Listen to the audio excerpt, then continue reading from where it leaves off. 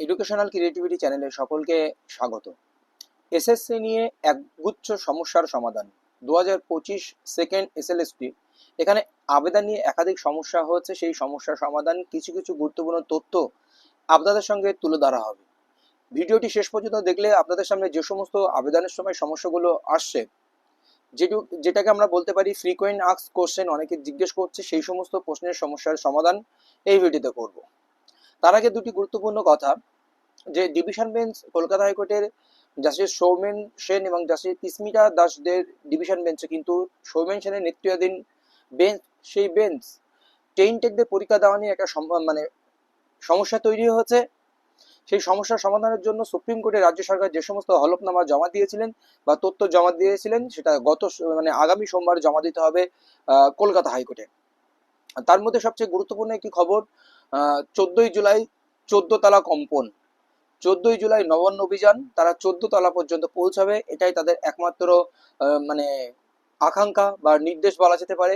তো সমস্ত যোগ্য চাকরি প্রার্থীদের সেখানে যাওয়ার আবেদন রেখেছেন, যারা নট ইনক্লুডেড, ওয়েটিং রয়েছে বা গ্রুপ সিডি, সকলকে ভীষণ আন্দোলন সংগঠিত হতে চলেছে।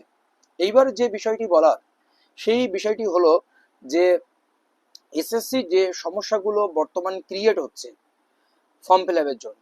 তো প্রথমত যে বিষয়টি বলবো, টাইম বাড়বে কিনা। তো আপনারা জানেন সিঙ্গেল বেঞ্চে টাইম বাড়ানোর জন্য অ্যাডভোকেট প্রতীক ধর সওয়াল করেছিলেন, যে সাবমিশন করেছিলেন যে টাইম বাড়ানো হোক, কিন্তু জাস্টিস সৌগত ভট্টাচার্য কোনোভাবে টাইম বাড়াননি, কারণ সুপ্রিম কোর্টে তার হাতটি বাঁধা, তিনি বলেছিলেন।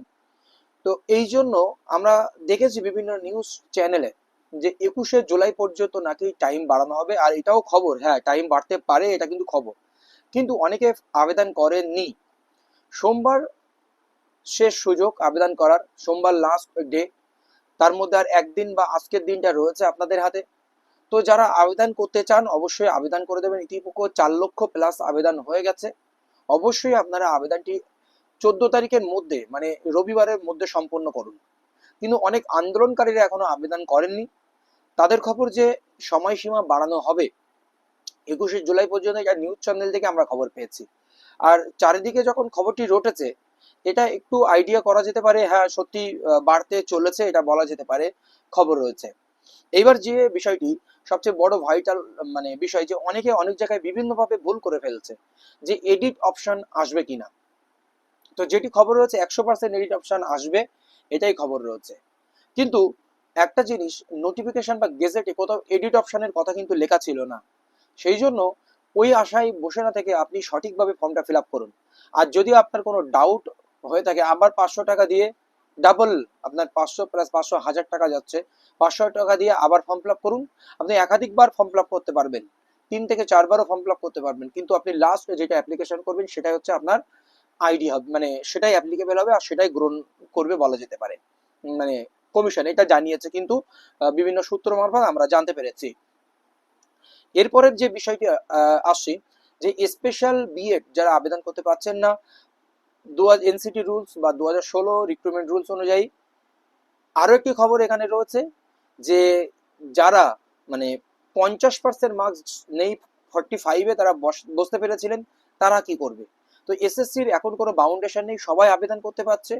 পরবর্তীতে যদি সমস্যা তৈরি হয়, তাদেরকে সেই সমস্যার সমাধান করা যাবে, কারণ এর মধ্যে অনেকে ইন সার্ভিস রয়েছে যারা চাকরি হারা আপাতত, কিন্তু 31শে ডিসেম্বর পর্যন্ত চাকরি করছে, সেই 2016 রিক্রুটমেন্ট রুলস অনুযায়ী তারা চাকরি করছে, কিন্তু 2025 সালে কিছু নতুন রুলসের জন্য তারা সেখান থেকে এলিমিনেট হয়ে যাচ্ছে। এই বিষয়টা কেমন বিষয় না, সুপ্রিম কোর্টের রায়ে রয়েছে তাদেরকে সুযোগ দেওয়ার, কিন্তু শেষ পর্যন্ত কলকাতা হাইকোর্ট হস্তক্ষেপ না করলেও সুপ্রিম কোর্ট থেকে তারা ফিরে আসবে, এটা 100% গ্যারান্টি, ও তারা সুযোগ পাবে, কিন্তু এটা 100%।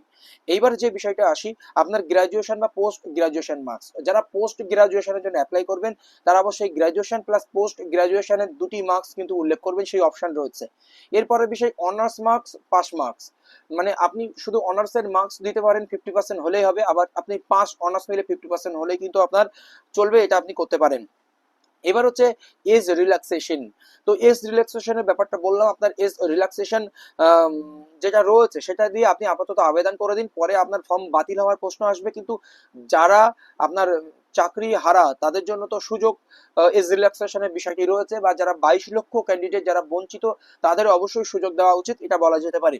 এবার যে বিষয়টা আমরা আসবো, যে এবার যারা চাকরি করছে, যারা চাকরি করছেন, চাকরি হারা আবেদন করছেন, তাদের যে 10% এক্সপিরিয়েন্সের যে নাম্বারটি রয়েছে, সেই 10% এক্সপিরিয়েন্স নাম্বার পাওয়ার জন্য তারা যে প্রিভিয়াস স্কুলে চাকরি করতেন, ডেট অফ জয়নিং বা তাদের ডাইস কোড দিতে হচ্ছে। এবার এর মধ্যে তারা কি করবেন, এর মধ্যে অনেকে ট্রান্সফার হয়ে বিভিন্ন জেলা থেকে বিভিন্ন জায়গায় এসছেন, তো তাদের কাছে একটা বার্তা রয়েছে, আমরা সূত্র মারফত খবর পেয়েছি, বা বিভিন্ন প্রার্থীদের নিকট থেকে, যোগ্য আন্দোলনরত প্রার্থীদের নিকট থেকে তারা কমিশনে গিয়েছিলেন, বিভিন্ন জায়গা থেকে আমরা খবর পেয়েছি, তারা পুরানো স্কুলের যে ডাইস কোড রয়েছে সেটাই দেবেন, নতুন স্কুলের ডাইস কোড দেবেন না। যদি কোনো রকমের দিয়ে ফেলেন তাতেও কোনো সমস্যা নেই, আপনারা জয়নিংটা আপনারা ঠিকঠাক করে দেবেন। তো সবচেয়ে বড় বিষয় যে এখানে সহজ সমস্যার বিষয়, আপনার যদি কোনো ডাউট থেকে থাকে, কারণ এই ওয়েস্ট বেঙ্গলে একবার পরীক্ষা হয়, আবার 10 বছর পরে পরীক্ষা হয়, আপনার জীবন মরণ লড়াই, আপনি 500 টাকার জন্য পিছিয়ে আসবেন না। যদি আপনার কোনো ডাউট হয়, আপনি আবার একটি ফর্ম ফিল আপ করে দিন, এটা আমার মতামত, মানে আমার মতামত বলা যেতে পারে।